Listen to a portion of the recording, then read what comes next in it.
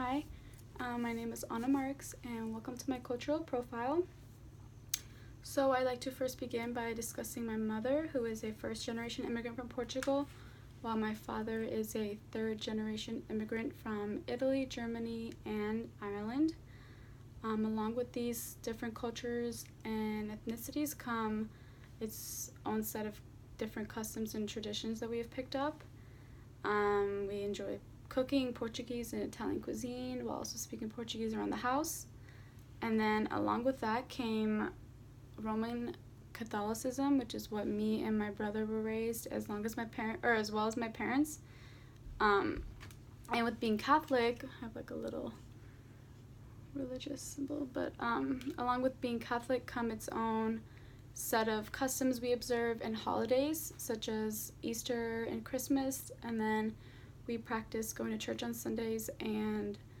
fasting and praying before meals.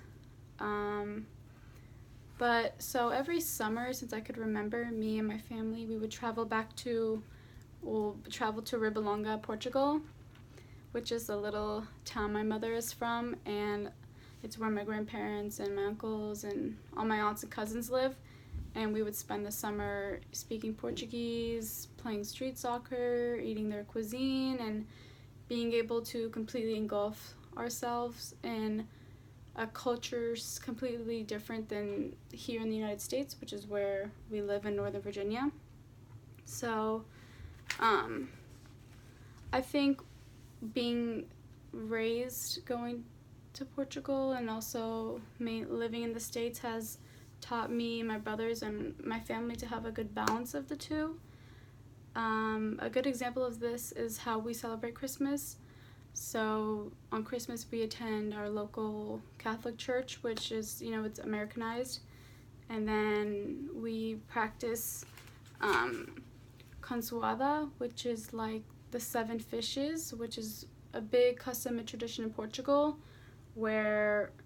the time around Christmas in which we believe that Jesus was born, we mostly eat seafood and specifically certain kind of fish.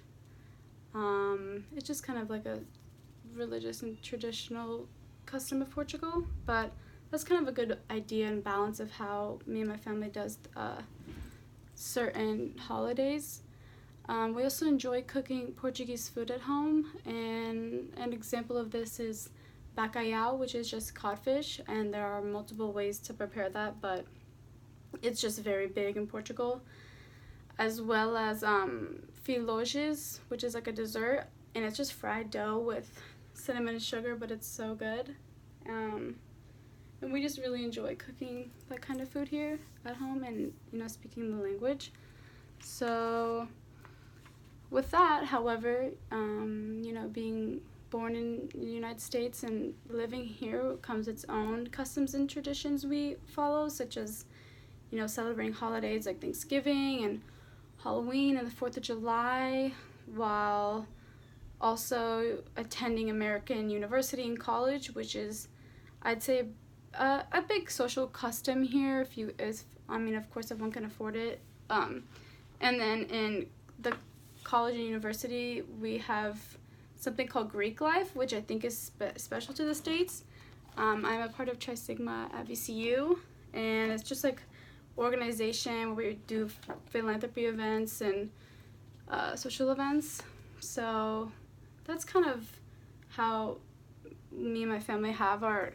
customs and traditions, but I think being able to experience these two it was probably one of the greatest things my parents could have done for me and my brothers, because I believe it has led us to become more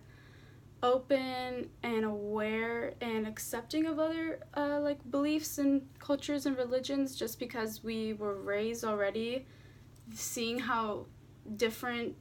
people can be and how that's okay, and almost normal for us at least. So, and I think especially with nowadays with the rapid growth of globalization, it's almost essential in order to thrive to know at least more than one language or have experienced more than one culture, because it gives you a better idea of different problems and things going around on the in the world, and it's very essential, especially career-wise, I think, if you know different cultures and stuff. But so yeah, this is kind of my little cultural profile and explaining my customs and my traditions and where my family gets ours from, and I hope you'd enjoy